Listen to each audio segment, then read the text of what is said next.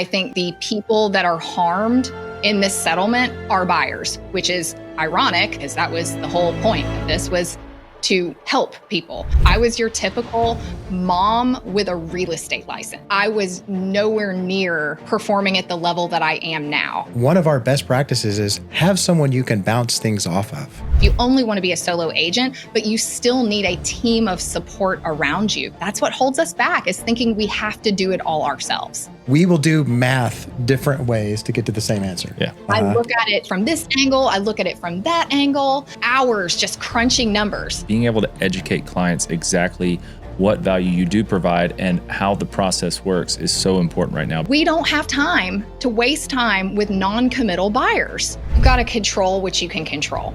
This industry is cyclical all the time, so that when things come back, they're in a better position than they are right now. Guys, I am incredibly excited today. We have special guest Lacey Newman, who is a 19-year real estate agent coach and has developed a program called Elevated Agents. And we're going to talk about this NAR settlement stuff. So let's go ahead and jump right in. We find it's best to just, let's get into it. All right. Let's go. So, okay, 19 years as a real estate agent. You've been doing this for a long time at a very high level, along with coaching agents to that same thing. This NAR settlement deal, what does this do? How much does this change your business? Minimally. Okay. I've got to be honest. Say more. Okay. Because there's a lot of agents that are like fearful, freaking out. worried, anxiety's up. Is this the career for me? Can we do this? Are we? I've seen some stuff on social media where people are like, the NAR completely screwed us over and this job is now impossible to do. Well, in their defense, the news articles aren't helping with this because they're wildly inaccurate. Yeah. But what do you have to say about the matter? Well, I want to make one point of clarification, which is that I have not been successful for 19 years. For my first 10, I would consider myself not successful. Okay. I was your typical mom with a real estate license. Yeah. And I sold some houses when a friend asked me to. And I knew I was a good agent, but I was nowhere near performing at the level that I am now. And so for those agents that you just mentioned that are really struggling right this moment, boy, do I get it. But if I know anything, it's that it does not have to stay that way because my business has completely turned around. So can we talk about that for just a second? What was the catalyst for you for change to kind of go to that next level in your career? Well, honestly, I went through, as these things happen, a really painful, traumatic life experience. Yeah. My kids were 3 and 5. My nearly 10-year marriage ended, and I truly no longer had the option of being successful in real estate. Mm-hmm. And really, I didn't want to sell real estate. I was scared to sell real estate as a single mom, mm-hmm. but I stuck with it. And after going through a really painful divorce, I had this new energy, which was that I was determined that I was going to do things my way for the first time. And I stopped thinking about the things I should do. And I started thinking about the things that I wanted to do and really leaned into my own strengths and values as an agent. And I was determined not to let this business take me away from my kids anymore than I already was through the separation of my family. And I just started doing things completely differently. And so, I think just out of necessity, failure was no longer an option. It's amazing what people can do when their backs are against the wall. Yeah. I appreciate you being vulnerable and sharing that with us. And so there was this sort of catalyst, and now we're, it's like, okay, we're doing this. We've got to do this. Right. Mm-hmm. And so walk me through that till now, right? What's happened since then? A lot. So the first biggest thing that changed for me was collaborating with my business partner. So I recognized, again, like I just said, I knew that I needed to do what I was really great at. Yeah. And what I was really great at was marketing and serving clients. At the time, what I wasn't great at was bringing in business. Mm-hmm. That was business development. I never wanted to come off salesy. I was scared of self-promotion. I'm an introvert, mm-hmm. honestly. And so being that person to put myself out there felt really uncomfortable.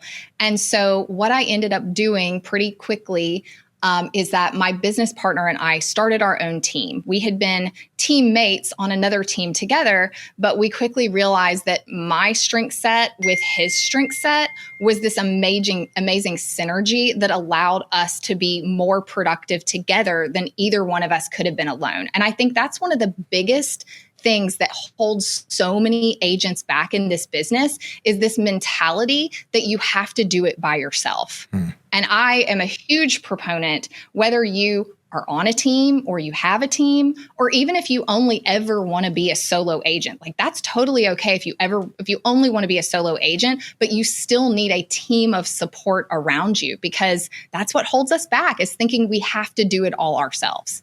No question. I mean, your community and the people, we talked about this last week in a class. It was like, as much experience, we were teaching a class on like comping properties and the best practices for comping properties the right way. And one of our best practices is have someone you can bounce things off of, right? Even for us who, we've been doing this a long time, he'll call me and be like, hey, can you comp this property for me? And I'll do the same, right? Just to see if we're hitting the same, numbers, hitting the same comps, things like that. It's just so important to have collaboration and community, as a part of your part of successful career. And she just described the agent bridge. I mean, we're two completely different people that, have different personalities and resonate with different people. And that's just how it works. Yeah, exactly. For sure. Well, it's funny you brought that up, comping properties, because the way that we comp properties is I'm the nerd. I get on the computer. I dig into the data. I look at it from this angle. I look at it from that angle. I, spend hours just crunching numbers. And then when I think I have the number, I call my partner, Jonathan, and I say, how much do you think that house is worth? And he just pulls something out of thin air. And we're usually really close to each other. And so if my data number and his instinct number are aligned, like we've got it. That's exactly what we do. That's exactly because I'm kind of like, I think it'll probably, it's like, oh, what else is on the market right now? And I kind of look at it briefly and I look at the grid and I kind of go, okay, yeah. And that's, you're right. And sometimes we'll be like, we will do math different ways to get to the same answer. Yeah. So he's like, well, absolutely. So that's hilarious. Well, you can't go wrong. No, exactly. if you do it that way. So let's circle back around to sort of like NAR Settlement and like, as you kind of progress through the career, the news is coming out of this change, right? And all of it starts to settle. And you probably were like us, we're like, what's the big deal here? Right? Yeah, I really was. Yeah. I really was. And I mean, I will say the big deal is I worry about buyer affordability, especially at entry-level price points. So I don't want to make light of that at all. I think the people that are harmed in this settlement are buyers, which is ironic because that was the whole point of this, was to help people. Sure. So I don't want to discount that. Now, but from an agent perspective, number one, I'm a non-alarmist. I also don't believe in fanning the flames of fear. And I also think that in every shakeup, in every industry disruption creates opportunity. And I've been in this a long time. I've seen a lot of things change. I was there for the recession. It stunk, but everything just creates opportunity for you to grow, for you to shift.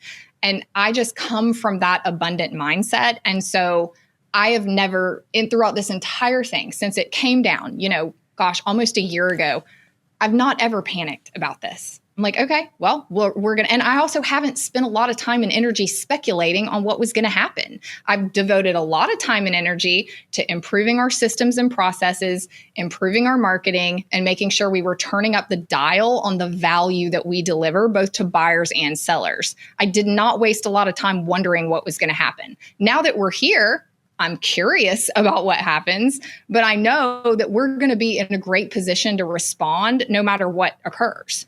Exactly. And we were talking about this yesterday in a webinar where basically what happens with people when change hits, okay, they go, oh my gosh, what's at risk here? The question they need to be asking is, what does this make possible? Right. And that's what we went through yesterday. I was like, hey, what does this make possible? it makes it more possible for you to highlight professionalism, to separate yourself from people who don't know, to learn more, to be a part of the active conversation, to communicate better with your clients. Like there's a lot of things that are made possible by this change. And so it's like, yeah, look at it in a positive light. Like, what does this make possible for you and for your business? And we're of the same mindset. It's like, there's no reason to freak out. There's a lot of talk. There's a lot of back and forth. There's a lot of speculation. And the thing that you said, we talk about buyer affordability, and I think is the biggest travesty of this is that there's a narrative that this is going to make homes more affordable. Nonsense. Yeah. I don't know a single seller. I mean, I have a lot of sellers. Yeah. We are seller heavy. Yeah. Number one, not a single one of my sellers has any notion of changing the commission structure. Not one of them. Now, there's been a couple who asked the question. And as soon as I explained to them the reason why I still believe that they should offer cooperative compensation to the buyer's agent publicly, they were like, okay, I get it. I totally understand. You know, the other part of this, I think that where agents are becoming fearful is around getting that buyer representation agreement signed. And that has been a standard of practice for myself personally and for my team for years. And I think that's the best thing that's come out of this. I think that the fact that buyers have to hire their agent is such an amazing step forward in the professionalism of our industry. Yeah. It's going to change the perception of the way that buyers see us. I mean, so many people have been under the incorrect assumption that buyers agents worked for free. You know, you don't have to pay me. I get it from this other person, you know, but that really hasn't ever been the case. There's only one person who shows up to the closing table with money. Well, right? Yes. So, I mean, yeah, go ahead. So they've always, we have had a scenario, and I hope to continue to have a scenario where sellers are enabling buyers the opportunity to finance their buyer's agent commission by building it into the deal. Not one of my sellers has said, to your point about affordability, not one of my sellers has been like, you know what, we're not going to offer cooperative agent compensation, and we're going to go ahead and reduce the price of the price of the house. Yeah. Not one. Not one. That's exactly right. I just think that's an unrealistic, like, this is just a human nature thing. Like, I don't think that anybody's going to be like, well, I'll just make the house a little less expensive. No, they're not going to do that. So do you mind sharing with us what that conversation sounded like with your sellers about, because I'm sure there were some sellers that said, hey, I don't have to pay buyer's agent compensation anymore. That's what I heard in the news. Yeah, I mean, honestly, since this news came down, we've probably worked with 30 sellers. So, okay. I mean, not a small demographic. I would say that 5 have asked out of 30. The others just didn't. I mean, they weren't worried about it. Right. I had 1 out of 30 say, oh, good. Actually, you know what he said was, we're no longer allowed to offer cooperative compensation, which of course isn't true. Correct. You absolutely are allowed to do that. Right. But when we explain to them, okay, hey, it's hard to be a buyer right now. You've got inflation. Everything costs more expensive, or everything costs more money. You've got the economy. You've got home affordability. You've got interest rates. It is tough being a buyer right now. Yeah. So why are we going to make it even harder for them to buy your home? Exactly. Why would we not make it as easy for them as possible? Why don't we roll out the red carpet for buyers and go, hey, you've got an agent. I'm glad you've got an agent. They're going to help put this deal together and make sure it sticks. And we're going to allow you to finance their commission into your loan so you don't have to come out of pocket for it. Because we know that you really need that cash to be buying down your interest rate right now. No question. I mean, it's just logical. And I mean, truly, my conversations with my sellers, and I think this is the reason I haven't panicked, is because I've been having conversations with sellers. And there will be the people, of course. There are always going to be the people. Right. But every one of our sellers, when I give them a 2-minute explanation of why this is in their best interest, they're like, oh, yeah, I totally get it. And we move on. Yeah, it absolutely makes sense. And I think the other thing in terms of like the narrative around real estate agents is they've been perceived, and you know, TV hasn't really done us any favors. They've been perceived as like opening doors and making too much money. It's like you don't have to do anything and you get a commission check. And so there's been a lot of like that narrative and the explanation of things, or even when we've just watched, professionals that are sort of in an administrative setting or attorneys be like, well, it doesn't, it's not much more work, so you should get less money. And it's like, guys, to your point, it's like it makes sense for us now to be able to explain to buyers what we actually do. Right. Right. So they don't have the wrong perception. Yeah. Because a lot of people, they're like, my agent didn't even find us the house and they got a $20,000 commission check. I'm like, that's not really what we do. Not even close to accurate. As one of my students in the collective said the other day, she literally negotiated a contract while she was in labor. Oh, wow. So, I mean, come on. The expectations on real estate agents are that we're Waffle House. We're open 24/7. I mean, that has been the expectation. And, we, as I mentioned a few minutes ago, my standard of practice, my team's standard of practice has been for many years to have buyer representation agreements signed on the front end. Yeah. And we almost never get pushback at all.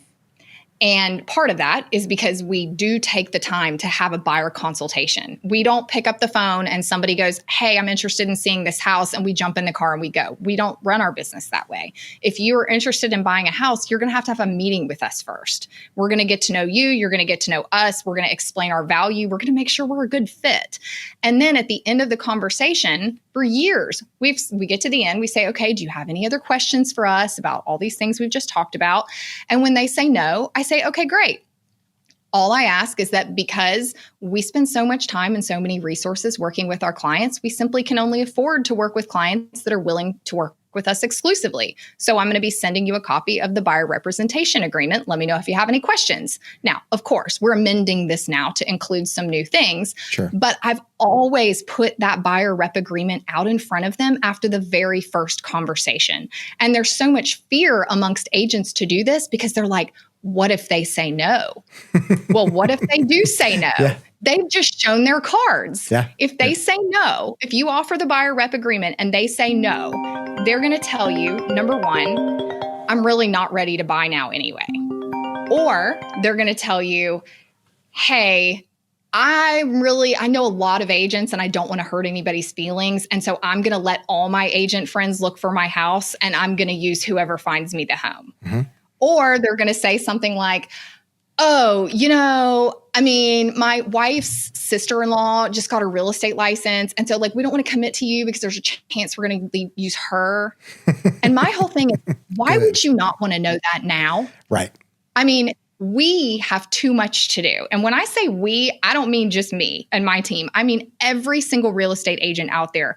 There are so many things that we could be doing and should be doing to elevate our professionalism, to grow our business, to learn, to become more valuable, or heck, to just spend time with the people that we love and do things that we love in life.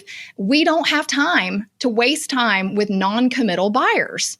And so I would rather know up front. So if you ask the question, you present the representation agreement, they're either going to sign it or they're going to tell you why they're not serious. And then you're not going to waste your time showing them 5,000 houses and never getting paid. Yeah. We coach to the buyer consultation all the time. And it's a huge piece of this puzzle, right? Because if you don't do it, if all you're doing is jumping in the car when somebody says, I want to see a house, then you're perpetuating the idea that we don't do anything but open doors.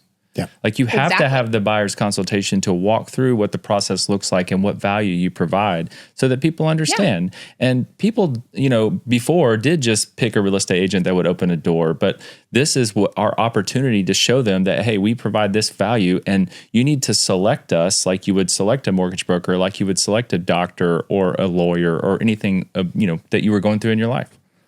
Exactly. And I've always said, and this may not be a popular thing to say, but I've always said that I don't want to be selected as your agent because I'm your favorite mom in the carpool line.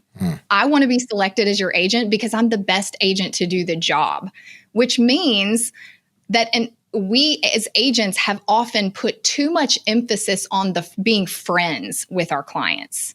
Mm-hmm. We want to be an agent first that is a friend. with our clients. We don't want to be a friend that happens to have a real estate license and be an agent. We have to lead with professionalism and value. We don't just need to be guilting people into using us because they think we're going to be mad if they don't.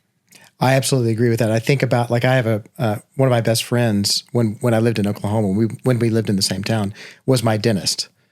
But I didn't want him to be the guy that I hung out with on the weekends. I wanted him to put the dentist hat on when he's drilling my teeth, right? So it's like you kind of have to and it was interesting to see how he sort of shifted to professional mode, right? When he's in the dentist chair. So same thing. It's like, hey, you've got to kind of put that different hat on and say, hey, look, I'm a professional in this role first, and then I'm your friend. And we're going to go back to being friends again, but I need to be a professional now.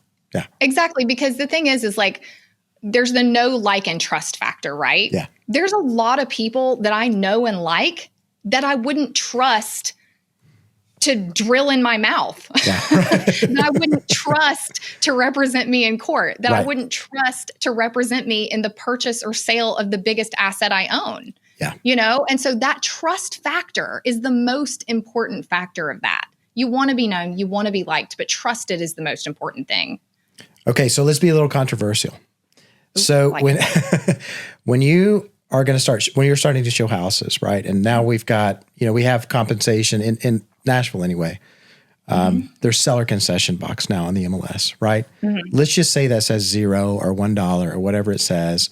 And you go and you call the agent, you say, hey, how much commission is being offered? And they go, well, just put it in your offer. What's that conversation going to sound like? So and again, this is all brand new. Yeah, it's the 21st. I'm putting you on the spot a little bit too. Sorry. Yeah.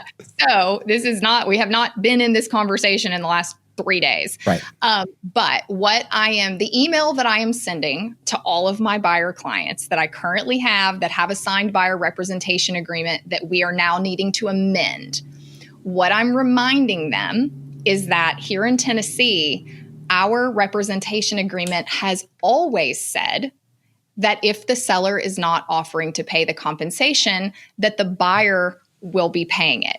So I'm reminding them, number one, this is not new. Right. I'm reminding them, and again, this goes back to the trust factor, my job is to negotiate for the best deal for you. Yes. And so you need to hire a good negotiator so you can go in there and negotiate for your fee. I'm also letting them know that I will be completely transparent with them. They need to understand that if the compensation isn't being offered in the contract, that they will need to make up the difference. And so that's going to involve having conversations with their lenders. We as agents cannot allow there to be a scenario where we go under contract and then all of a sudden we find out from the lender that they're qualified to buy the house, but not pay the agent too. We can't do that. And so, in my opinion, what I think needs to happen on the front end, pre-qualifying buyers is going to be a non-negotiable. It should have always have been a non-negotiable. But I think we're also going to have to take that conversation farther and say, okay, are they pre-qualified at this price with the commission being paid? What price are they qualified at if the commission isn't being paid? And they just have to understand what their options are and what that looks like. And Absolutely. then, I'm going to go to the seller's agent and I'm going to say, hey, listen, the reality is they would love to buy your home. But if you're not rolling this into the purchase price, they simply can't afford to do it. We need to be able to roll this into the mortgage. Perfect. But we just have to share. We have to just be open and honest with our buyers agents on the front end, or with our buyers on the front end. Yeah. Yeah. All of this can be handled in a very detailed, comprehensive conversation before we get started. I mean, do you expect anyone to work for free? Right. Well, sometimes I feel like, a lot of the conversation around there is like the agent should work for free, but no, I don't. No. Yeah. Well, and if someone thinks that I should work for free, then I don't want to work with them and I won't. Yeah, Right. I was going to say, if the buyer expected it to be free, how good is that agent going to be? Do you expect that your doctor's free? Like, are they giving free healthcare? Like, no. Like, I'm right. You want to use your a free attorney's attorney getting paid. representing you in court. Like, you want to use the free. I mean, you get what you pay for. Yeah. This is not a new concept. I didn't say he was a good doctor. I said he was an affordable doctor. But, Exactly. And this is a huge deal. And that's the thing that I think where our industry has fallen so short. In almost 20 years of doing this, real estate agents have been in a PR crisis.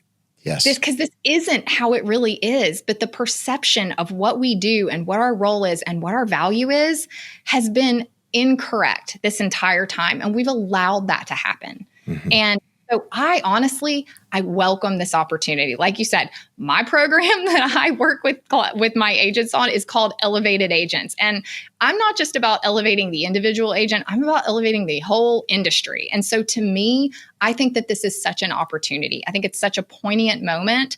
And those who rise to the occasion are going to be just fine. The people who aren't bringing a lot to the table. And hey, like I'm going to use myself as an example. Like I said, when the first 10 years of my career, I was a mom with a real estate license. I was not a professional realtor running a business. And I know that the Lacey that sells real estate now is 1,000,000 times more valuable than the Lacey that sold real estate for my first 10 years. Mm-hmm. And so people just need to understand, like you've got to charge what you want to charge. You have to bring the value. You've got to be in the business. You've got to be learning continuously. You need to stay on top of what's happening in the industry. You've got to change and pivot as things shift. I mean, this is a profession. This is not a fallback plan. That's absolutely right. Absolutely. Okay, so I'm going to shift gears a little bit in terms of like where we are now in the marketplace, right? Because we're seeing, interest rates really haven't given us any breaks in the last, year and a half. Okay, we've got buyer affordability issues. Obviously, we can say right now, hey, the market feels kind of slow, right? Yes. What would be your advice to real estate agents right now who are going, man, should I do this or should I not do this, or what's going on, or what should I do, right? What would you say to those agents right now? You've got to control what you can control. This industry is cyclical all the time. It's cyclical every year. In addition to the cycles that we go through over larger spans of time. But you got to control what you can control. You reap what you sow. And so right now is a time that we need to be focusing, every agent needs to be focusing on what are the biggest things that they can be doing to elevate themselves, to elevate their professionalism, so that when things come back, they're in a better position than they are right now. Personally, I think that building your personal brand as a real estate agent is the most important thing that you can be doing for business development, because setting yourself apart, distinguishing yourself. I mean, people hire the person, right? Like, you need a real estate agent, but they're going to hire the person. And you need to make sure that you are distinguishing yourself, setting yourself apart, telling people what makes you different, being relatable, being approachable, being visible above all else, being visible. Yeah. And so I think that's the best investment of time and money and resources right now, is not only sharpening your skills as an agent, that's a given, but also building your personal brand. Fantastic. I think becoming a great educator, because there's a lot of misinformation about what we do and what value we provide, but being able to educate clients exactly what value you do provide and how the process works is so important right now, because elevating as a professional is the only way you're not washing out of this business in the next 2 years. It's the only way. And I happen to believe it's not so bad if we have a bunch of agents who don't treat it as a profession wash out. Honestly, because that's what we need. Yeah. I have a builder friend who used to be in the mortgage business, and she's like, we've been through this before. She's a vet. She's been around for a long time. She calls it the courtesy flush. Yeah. So, hey, hilarious. You want to get flushed, or do you want to step up to the table? And hey, I would love for them to treat it as a profession and elevate and then not wash out. But, if they're not going to, then, our industry can't survive like that. Yeah, that's what I've told you. You have to make the decision, right? Am I going to elevate my business or not? Right? Because if you're not, you're not going to make it. But if you do, this is an amazing opportunity for you to do so. Awesome. Yeah. Okay. All right. So where can people find you? Where do they find you? So you can find me on Instagram. My handle is @elevated_agents. And I have a bunch of free stuff on there. So and back to what I was saying about building your personal brand, I'll tell you, you asked me at the beginning of this podcast, what's what's like the biggest thing that has contributed to my success. And I kind of rewound the tape all the way back to when I started my team and collaborated with my business partner. But recently, the thing that has changed our business more than anything, and I'm proud to say that we started 2024 with $150 million worth of listings in our pipeline. And it's grown from there. That was the beginning of the year, which was astronomical compared to anything we had done before. And the reason why is because about 2 years ago, we really started investing in being on video and leveraging video in our business. And that's made the biggest impact of anything that we've ever done. And I have this free training on my website called Listing Luxury that talks all about how I've leveraged video to grow my brand and sell my listings. And so if that would be helpful for anybody, just go find me on Instagram at elevated_agents and then just send me a DM and I'm happy to send it to you. Lacey, I can't wait to share this episode. This is such great information and so encouraging for you agents that are out there. Thank you so much for taking some time to be with us today. We really, really appreciate you and look forward to doing this again in the future. Yeah, you're welcome. This has been so much fun. Thank you. Nice to virtually meet you. I appreciate you coming on. You too. All right, and that's a wrap.